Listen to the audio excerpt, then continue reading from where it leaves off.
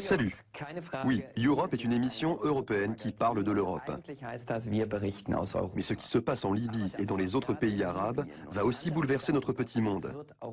C'est cette conviction qui nous a poussés à regarder un peu plus loin que le bout de notre nez aujourd'hui. Car bien sûr, nous sommes nous aussi fascinés par ce puissant vent de révolte qui souffle d'Afrique du Nord jusque chez nous. Et parfois même en musique, comme sur cette vidéo postée sur le web.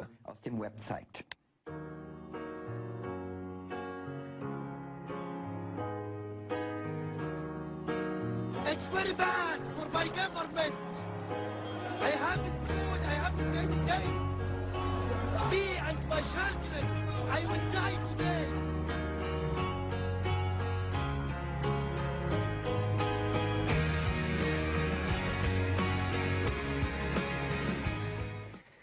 Cette vidéo a été cliquée presque 2 millions de fois au cours des dernières semaines. Rien de très étonnant. Elle montre en effet de façon très éloquente à quel point le désir de vivre librement et dignement peut donner des ailes. Une vérité qui se vérifie dans tous les pays qui viennent de se rebeller, sont en train de le faire ou s'y apprêtent. Ils n'acceptent plus de vivre sous la coupe des puissants et encore moins d'être réprimés. Mais que veulent-ils au juste? Que se passe-t-il au lendemain d'une révolution et en quoi tout cela concerne-t-il l'Europe? C'est le sujet de ce Europe venu d'un autre continent. De la Tunisie à l'Europe. Pourquoi l'Europe attire-t-elle encore autant de Tunisiens? Et, de l'Europe à la Tunisie, de jeunes Tunisiens tournent le dos à l'Europe pour aller réinventer leur pays. Je me prépare à rentrer en Égypte, au plus tard l'an prochain, parce que j'éprouve un vrai sentiment d'appartenance là-bas. Et j'aurais affreusement honte de ne pas participer à la restructuration de mon pays. De nombreux jeunes Tunisiens qui s'étaient construits une vie en Europe, loin de l'oppression et de l'absence de perspective, retournent dans leur pays suite à ce qu'on a appelé la révolution de Jasmin. Un pays où rien n'a encore vraiment changé, mais où tout a déjà une autre saveur. La tâche est colossale. Et oui, car la Tunisie n'envisage pas moins que de se réinventer intégralement et de tout améliorer. Oui, mais comment? Tunisiens, à vous de jouer. Ils sont jeunes, vaillants et fiers. Et pour cause. Les Tunisiens peuvent se vanter d'avoir montré l'exemple en renversant leur dictateur corrompu. Ce sont les premiers à avoir osé ruer dans les brancards pour prendre un nouveau départ. Devant le ministère de l'Intérieur, la présence de chars ne trompe pas. Tunis traverse encore une zone de turbulence. Toutefois, même si de dangereuses confrontations agitent encore la ville, la plupart des Tunisiens souhaitent restructurer leur pays dans la paix. Tunisie, et maintenant? C'est la question que se pose le monde entier. 2 mois après la révolution de Jasmin, les manifestants continuent à investir quotidiennement les rues du centre de Tunis, généralement dans la bonne humeur, mais parfois aussi dans la violence. Ils réclament tout un éventail de réformes. Et nous autres Européens avons intérêt à être attentifs, car le vent de la critique ne souffle pas seulement à l'intérieur du pays. On a un peu des suspicions pour les gouvernements quand on voit la position de la France qui a été contre nous, peuple tunisien qui revendiquait notre liberté. On n'a plus confiance à ce gouvernement. Mais par contre, on aimerait bien peut-être voir et demander le soutien de la société civile de la France et de toute l'Europe. De l'Union européenne, franchement, dans la rue tunisienne, il y a une petite rancune, surtout envers la France, parce qu'elle a soutenu jusqu'au bout le gouvernement, l'ex-dictateur Ben Ali. Et donc, pour qu'il regagne la confiance du peuple tunisien, il y a beaucoup de boulot à faire. Les Tunisiens ne prennent plus de gants. L'Europe devra s'y faire, et vite, car les Tunisiens sont bien décidés à profiter pleinement de leur liberté d'opinion, si courageusement acquise. Ils sont probablement nombreux à partager l'opinion de Zeynep Ben Othman. Je suis très fière. Cette liberté, le peuple s'est battu pour l'obtenir. C'était un acte de libération qui s'est fait presque sans violence. Et ça me rend extrêmement fière. Cette jeune politologue a dans ses bagages une bonne dose de savoir-faire européen. Si elle vit et travaille depuis quelque temps dans un quartier paisible de la banlieue proche de Tunis, Zeynep a grandi en Allemagne et suivi tout son cursus universitaire à Francfort. Aujourd'hui, elle nourrit de grands projets dans sa patrie.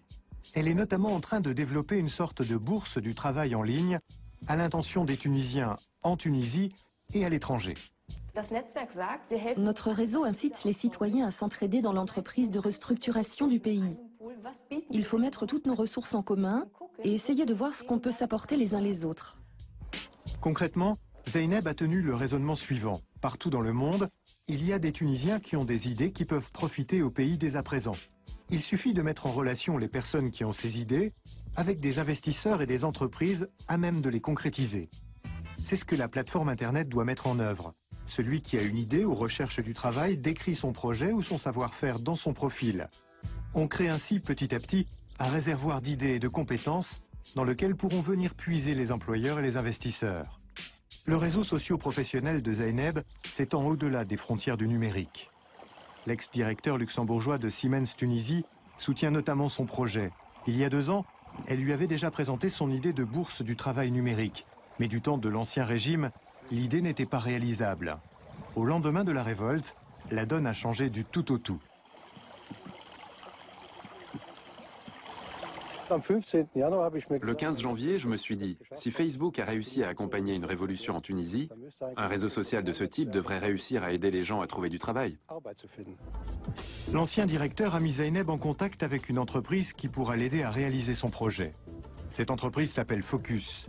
Elle a son siège à Tunis et développe logiciels et matériel informatique pour des groupes industriels technologiques étrangers. Focus emploie plus de 100 jeunes Tunisiens hautement qualifiés. Selon Sonia Mayoub, la directrice de l'entreprise, l'idée de Zeynep correspond précisément à ce dont la Tunisie a besoin en ce moment. Le site doit s'appeler Ketik, ce qui signifie littéralement « je t'ai trouvé ». Le besoin aujourd'hui, c'est surtout de trouver de l'emploi à des gens qui sont en chômage, à des gens qui ont des capacités intellectuelles assez élevées, qui ont leur diplôme, mais qui ne trouvent pas de l'emploi. Donc pour moi, ce n'est pas au gouvernement seulement de trouver des solutions, c'est à chacun de nous de trouver des solutions. Quel avenir pour les Tunisiens? S'il est déjà difficile pour les diplômés de trouver du travail, que dire de ceux qui n'ont pas de formation professionnelle, des habitants des quartiers pauvres? À Kabaria, le quartier le plus pauvre de Tunis, on ne respire ni l'optimisme ni la foi en un nouveau départ. Le chômage et l'absence de perspective assombrissent le quotidien des jeunes hommes du quartier, même si, ici aussi, on a fêté la liberté nouvellement acquise. Toutefois, à peine quelques semaines plus tard, il est déjà manifeste que sans diplôme ni formation professionnelle, on n'a aucune chance de s'en sortir, même dans la nouvelle Tunisie. C'est pourquoi presque tout le monde veut partir. Destination, l'Europe. J'ai pensé à quitter le pays, j'ai essayé depuis que j'ai 15 ans. J'ai essayé plusieurs fois, mais j'ai purgé une peine d'1 an de prison. Pour cela, voilà. Quand les habitants de Kabaria réussissent néanmoins à trouver un travail, c'est toujours comme ouvriers non spécialisés et leur maigre salaire ne leur permet pas de subvenir à leurs besoins. Ils nous expliquent que le simple fait qu'ils viennent d'un quartier défavorisé les pénalise d'emblée sur le marché du travail. Ils savent qu'on ne veut pas d'eux non plus en Europe, mais ça leur est égal. Même si l'Europe élève 1000 barricades, on ira quand même. L'Union européenne nous a promis de nous aider. Si cette aide n'arrive pas jusqu'à nous, on ira jusqu'à elle. À quoi ressemblera la Tunisie de demain? C'est aussi la question que se pose le gouvernement de transition qui siège au sein des anciennes murailles de Carthage, celle-là même qui protégeait auparavant la résidence de Ben Ali, l'ex-président tant haï.